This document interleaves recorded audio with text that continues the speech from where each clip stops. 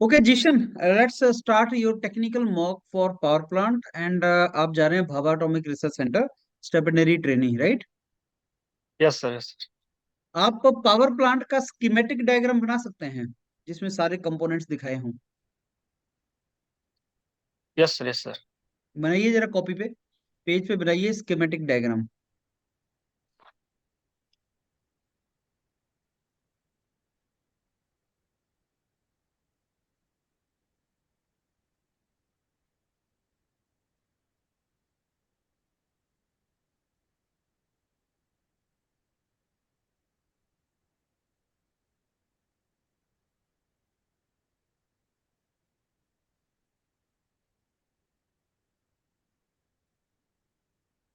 Sir मतलब complete component like steam turbine Rankine cycle से related करके बनाना है सर, कि पूरा एकदम पावर एग्जैक्ट प्लांट वो तो पूरा लगवाना होता है, पूरा कंपोनेंट होता है पावर प्लांट में। टरबाइन भी होता है, पंप भी होता है। सारा बनाना है आपको, एक साइकिल में बनाते हैं ना स्कीमेटिक डायग्राम। है? यस। यस सर, मैंने बनाया है। दिखाइए इसको, कैमरे के आगे लेके आइए। हम्म, ये क्लॉकवाइज है दिख काउंटर रहा है सर? क्लॉकवाइज है? क्लॉकवाइज है या काउंटर क्लॉकवाइज है ये? क्लॉक वाइज सर बनाया हूँ। सर पंप से बॉयलर में जा रहा है, फिर टरबाइन, टरबाइन से कंडेंसर में, टरबाइन में सर हम लोग जनरेटर अटैच किए हुए हैं, वहां से सर हमारी इलेक्ट्रिसिटी प्रोड्यूस हो इफेक्ट भी रही है बनाओ, सर। H1 H2 वगैरह लिखो, सारा 1 2 3 4 लिखो। और उसका TS डायग्राम भी बनाओ। Okay sir. Steam power plant बना रहे हैं आप, right? Yes sir. TS diagram दिखाइए। एक minute sir.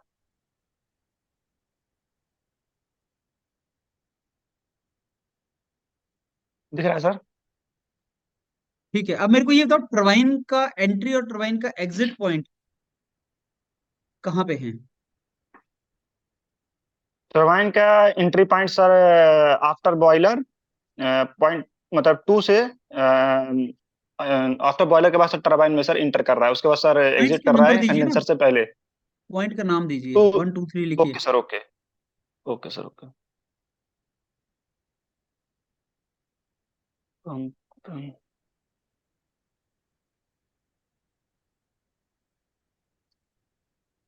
Sir 3 to 4। Diagram में दिखाइए।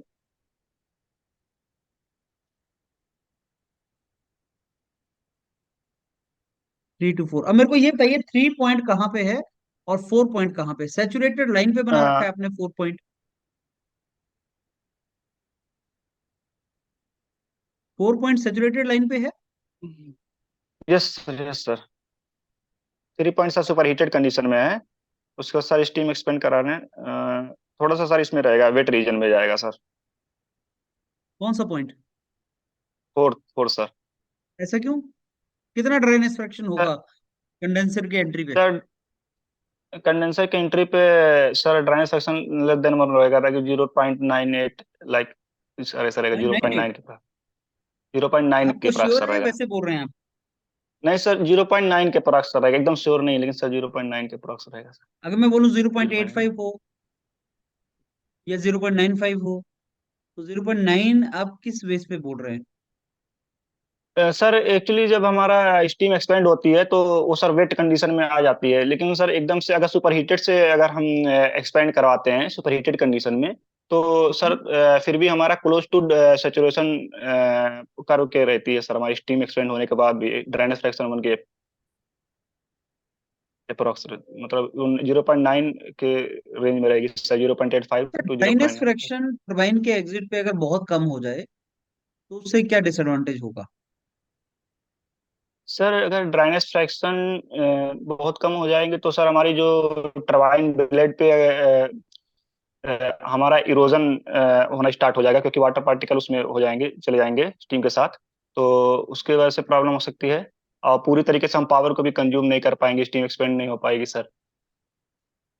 उससे पहले ही हमको मतलब एग्जिट करना। टरबाइन के एग्जिट पे सुपर हीटेड स्टेट में एग्जिट करवा दूं फिर? सुपर हीटेड कंडीशन में अगर एग्जिट करा देंगे तो सर हमारा कंडेंसर में तो सर हमारा सुपर हीटेड कंडीशन में अगर एग्जिट करा रहे हैं तो भी सर हमारा पावर का लॉस है सर, स्टीम को हम यूज नहीं कर पाए पूरी तरीके से, वो फिर से हमारे कंडेंसर में जाके अगेन फिर हमको पंप करना पड़ेगा। डिग्री ऑफ सुपर हीट कैसे डिफाइन करते हैं आप? Sir degree of super heat मतलब टी सुपर हीटेड कंडीशन में टेम्परेचर क्या है माइनस सेचुरेशन टेम्परेचर कंडीशन में टेम्परेचर क्या है, उसको डिफरेंस होता है सर। डायग्राम से देख के बता सकते हैं डिग्री ऑफ सुपर हीट कैसे निकालते हैं? यस सर, बता सकते हैं। एक सर एक पॉइंट मुझे और एज्यूम करना पड़ेगा, सिचुएशन पॉइंट पे भी सर मुझे पॉइंट देना पड़ेगा। अच्छा ये बताइए उसका यूनिट क्या होता है डिग्री ऑफ सुपर हीट का? डिग्री सुपर हीट का सर टेम्परेचर डिग्री सेल्सियस में या केल्विन में सर ये आएगा। दो टेम्परेचर का डिफरेंस है ना ये? Yes sir. बताइए कौन कौन से दो टेम्परेचर, डायग्राम से बताइए।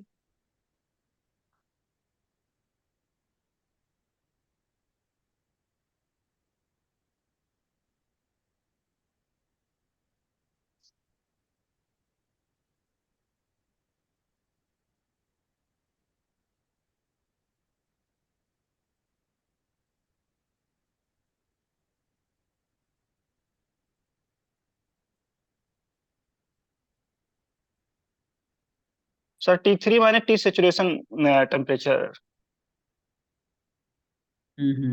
ओके। आपने रीहीटिंग सुना है? Yes sir. क्यों किया जाता है? सर हीटिंग करते हैं सर स्टीम की क्वालिटी को इंक्रीज करने के लिए फर्स्ट, इसी वजह से हमारा सर नेटवर्क भी इंक्रीज हो जाता है।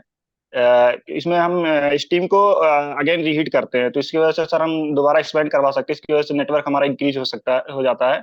लेकिन सर इसमें हीट एडिशन भी सिमिल्टेनियसली मतलब होता रहता है, इसकी वजह से सर एफिशिएंसी पे कोई फर्क नहीं पड़ता है। मतलब फर्क नहीं एफिशिएंसी को नहीं कर, मतलब एफिशिएंसी बट सर कह नहीं सकते सर, इंक्रीज इंक्रीज हो रही है कि डिक्रीज हो रही है कह नहीं सकते हैं सर। नहीं कह तो सकते होंगे लेकिन इंक्रीज भी हो सकती फर्क है तो पड़ता है सर। यस सर। अगर मैं तुम्हें रीहीटिंग दे दूं और पूछूं कि बताइए एफिशिएंसी बढ़ी कि कम हुई तो कैसे बताएंगे आप? सर हम वर्कनेट निकालेंगे और फिर जो हमारा हीट एडिशन कर रहे हैं उसको देखेंगे सर एंथैल्पिक टर्म में। तो अगर सर हमारा वर्कनेट ज्यादा मिल रहा है तो सर हम कह सकते हैं एज जीशन कम्पेयर टू ये हीट एडिशन। रीजनरेशन क्या होता है? रीजनरेशन में sir regeneration basically increase the mean temperature of heat addition in steam power plant. So if in mean temperature of addition increase कर देंगे तो सर हमारा अवेलेबल एनर्जी इंक्रीज हो जाएगी और उसकी वजह से सर एफिशिएंसी इंक्रीज हो जाएगी। कैसे है रीजनरेशन? सर ड्रा करके बताऊं साइकिल।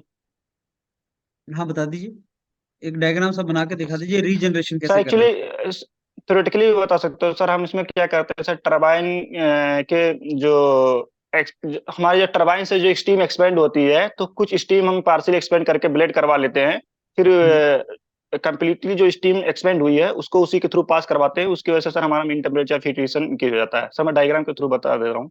हाँ जी।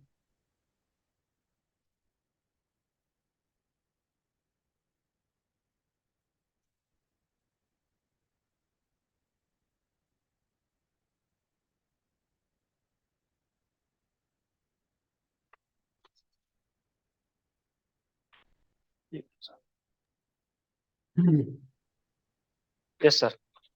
एक मिनट सर, ये मैंने सर बनाया है सर, ये रीजनरेशन के लिए बनाया है, टीएस साइकिल भी वगैरह में बनाया है ये गुड। डायग्राम भी। कैसे कर रहे हैं? सर हम स्टीम स्टीम टरबाइन के में से कुछ स्टीम सर ब्लेड करवा लेते हैं, उसको एक हीट एक्सचेंजर के थ्रू पास कराते हैं। कुछ हम्म, स्टीम तो कम्प्लीटली एक्सपेंड होती है, उसको आफ्टर द कंडेंसर अगेन उसी जो हम लोग रीजनरेशन के लिए जो कुछ स्टीम एक हीट एक्सचेंजर से पास कराए थे उसी में से अगेन पास कराते हैं, तो उसकी वजह से सर हमारा मीन टेम्परेचर फिर एडिशन इंक्रीज हो जाता है। फिर उसको पंप के थ्रू हम बॉयलर में पुश कर देते हैं सर, बॉयलर में लाइक इकोनोमाइजर जो हमारा होता है, तो उसको इकोनॉइजर में ही हम एक तरीके से हीट एडिशन इंक्रीज कर दें, अगर वाटर टेम्परेचर इंक्रीज कर दें तो सर हमारा हीट एडिशन इंक्रीज हो सकता है। हम्म। अच्छा एफिशिएंसी का फॉर्मूला लिख सकते हैं आप ये रैंकिन साइकिल का? Yes sir.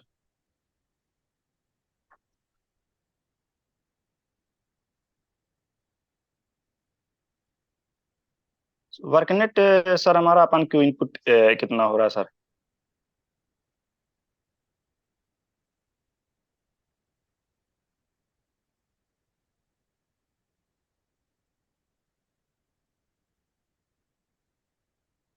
और 1 - टी नोड अपन टी एम के टर्म में सर लिख सकते हैं, मतलब मिनिमम टेम्परेचर पर मैक्सिमम टेम्परेचर के टर्म। ओके। ये आपका जो बॉयलर्स होते हैं, सुपर क्रिटिकल बॉयलर्स, नाम सुना है आपने? यस सर, यस सर।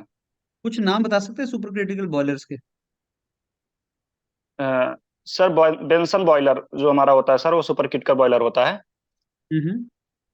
ये सर हमारा सुपर क्रिटिकल रीजन में ऑपरेट करता है। इसमें इन दिस बॉयलर में सर हमारा बॉयलर ड्रम की नीड नहीं होती है, क्यों कंप्लीटली वन टाइम में स्टीम को लाइक इसमें पास करवाते हैं पूरे सुपर हीटर एवापोरेटर के थ्रू। सो इसमें कंप्लीट कन्वर्जन हो जाता है। इसमें क्या होता है सर कि हमारा जो भी प्रेशर है वो 221.2 मतलब क्रिटिकल पॉइंट से ज्यादा होता है, टेम्परेचर भी।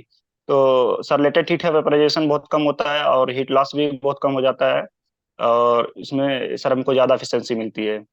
लेकिन सर डिसएडवांटेज ये है कि सर हमको लो प्रेशर के लिए, लो कैपेसिटी के लिए नहीं चला सकते, इसको बनाया जा सकता है क्योंकि कॉस्ट बहुत ज़्यादा होती है सर हम्म। इसकी।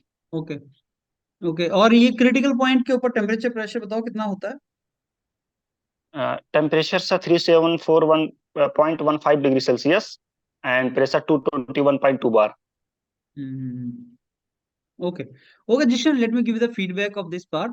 देखो, पढ़ा है आपने पावर प्लांट, लेकिन इसमें ना कुछ बहुत इंट्रिकेट पॉइंट हैं। जैसे आप अगर कंफर्म नहीं है तो मान मत बोलना। जैसे ड्राइनेस फ्रैक्शन टरबाइन के एग्जिट पे कितना होता है, 0.85 के आसपास रखते हैं हम उसको, सो दैट हमारा एनर्जी लॉस भी ना हो कंडेंसर के अंदर, और टरबाइन ब्लेड भी खराब ना हो, उसका बैलेंस बनाते हैं हम।